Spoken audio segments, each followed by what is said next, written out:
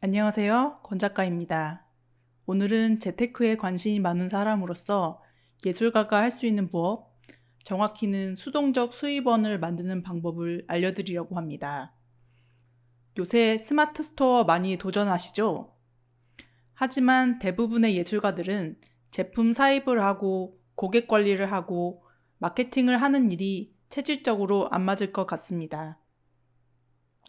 대중적인 수요를 파악하는 것부터 막힐 수 있어요. 저는 도대체 무엇을 팔아야 할지 모르겠더라고요. 하지만 수동적 수입의 파이프라인은 만들고 싶었거든요. 초기에 세팅을 잘 해두면 지속적으로 저에게 소득을 가져다 주는 일이요.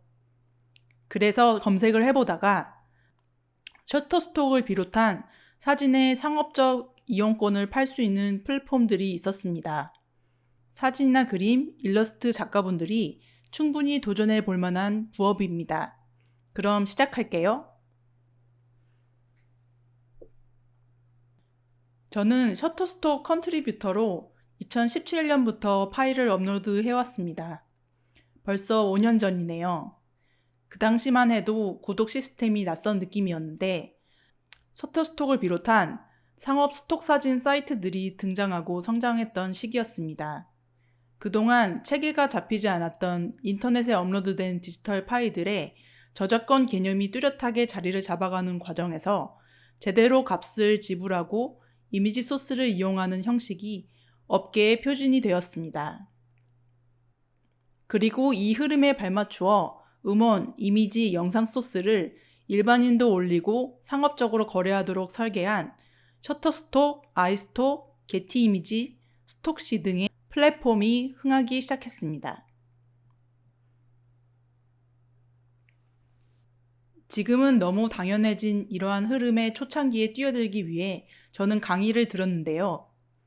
한겨레 문화센터에서 스톡 업계에 현직으로 근무하시는 분의 강의를 들었습니다.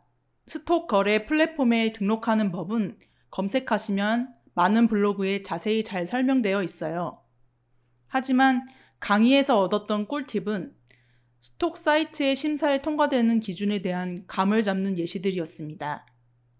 한마디로 잘 팔리는 사진에 대한 객관적인 시각을 길러주었습니다.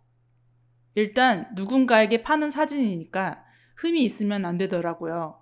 잘 맞추어진 노출과 흔들리지 않는 초점은 당연하고 수요가 있을 만한 사진을 생기 있게 찍는 것이 중요하다고 강조하셨습니다. 실제로 셔터스톡에서 사진 심사를 받으면 반려되는 사진은 이유를 알려주는데 딱 저 기본 가이드라인을 못 넘으면 통과가 안 됩니다.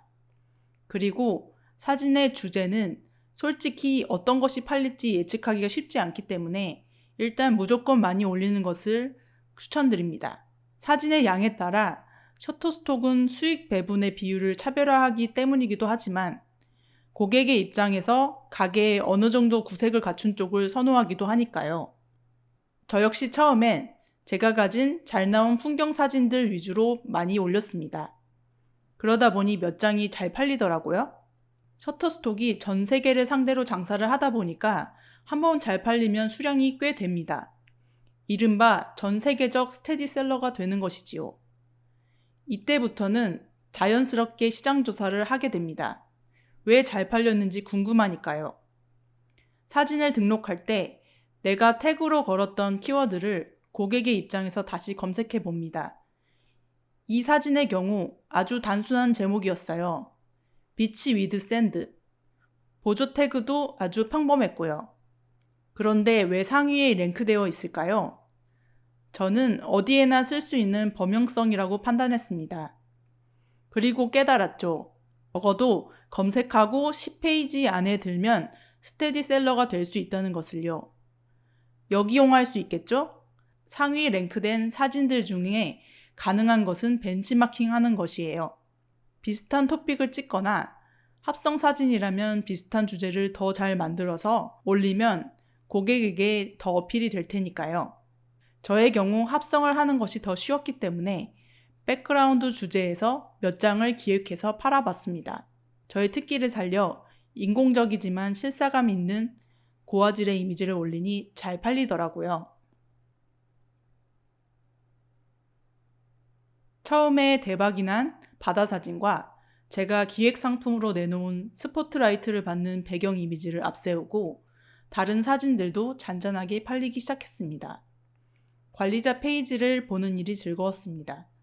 전 세계에서 주문하는 것도 신기하고 가끔 정기 구독이 아닌 더 큰 사용 범위를 위해 큰 돈을 지불하는 고객이 생기면 몇 배의 수익금이 들어오니까요. 물론 사진을 올릴 때 입력할 것도 많고 귀찮은데요. 그 초기의 노력에 비하면 평생 연금처럼 돈이 들어오니 할만하지 않나요? 그래서 전업으로 스톡 사진을 생산하시는 분들은 정말 고수익을 올리신다고 해요. 충분히 가능한 일이지만 제 경험상 엄청난 노력과 운도 따라야 합니다. 하지만 저처럼 치킨값 혹은 커피값 정도만 목표를 하고 하는 것은 가볍게 도전해 볼 만합니다. 사실 2020년 이후에 급변한 코로나 시대 이후에 셔터스톡의 정책이 바뀌어서 수입이 확 줄었습니다. 거의 10분의 1 정도요. 저는 나름 셔터스톡의 수입에 만족하고 있었는데 찬물을 맞은 느낌이었습니다. 하지만 절이 싫으면 중이 떠나는 것 아니겠어요? 그렇게 수익률이 좋은 플랫폼을 찾아 헤매게 되었습니다. 그러다가 북미권 베이스의 수공예품과 디지털 저작물 공유 사이트 애쉬를 찾았습니다. 애쉬는 셔터스톡보다 수익률이 높고 고객과 1대1로 소통이 가능한 온라인의 작은 개인샵을 차리는 개념의 사이트입니다. 셔터스톡보다 규모가 작은 대신 내실을 기해야 살아남을 수 있다고 판단했습니다. 그래서 셔터스톡에서 잘 팔렸던 베스트셀러 위주로 엄선해서 올렸습니다. 언제나 처음엔 반응이 없어요.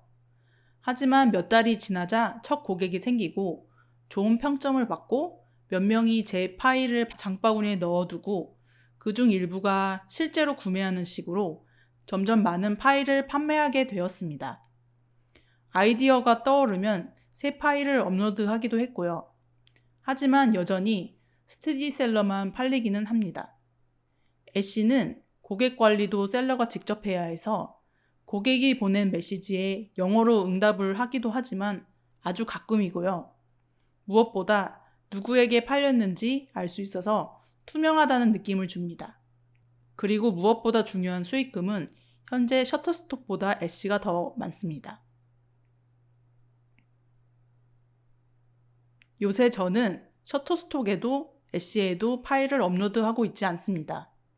왜냐하면 제 작업과 외주 일과 유튜브 제작만 해도 시간이 모자라니까요.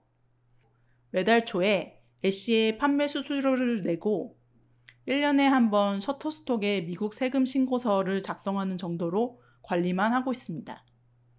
그래서 본업이 바쁘신 분들에게는 이 부업을 권하지 않습니다. 굉장히 귀찮거든요. 하지만 현재 살짝 한가하고 미래에 투자하는 개념으로 도전할 거리를 찾으신다면 추천합니다. 자신이 잘하는 쪽으로 기획 상품을 만든다면 승산이 있습니다. 저는 사진 쪽이지만 텍스타일 디자인, 시각 디자인 템플릿, 칼리그라피, 일러스트레이션 등 내 재능도 뽐내면서 상업적으로 이익을 얻을 수 있는 분야가 많습니다. 가장 어려운 점은 경쟁력이 있어야 한다. 잘 해야 한다는 것이지만 한번 해보세요. 안 되면 그냥 내 생활하면 되는 거잖아요. 나의 자산이 돈을 벌어오는 수동적인 수익의 즐거움을 느껴보세요. 게다가 달러라서 더 뿌듯하답니다. 또 한 가지 이 부업의 장점은 세계와 연결되어 있다라는 자기 효능감을 준다는 것입니다. 대단한 성공은 아니지만 확실한 성취감을 줍니다. 이상 예술가가 수동적 수익을 얻는 방법에 대하여 이야기해 보았습니다. 저는 놀면 뭐하니라는 프로그램도 그 제목도 무척 좋아합니다. 제가 워커홀릭이니까요.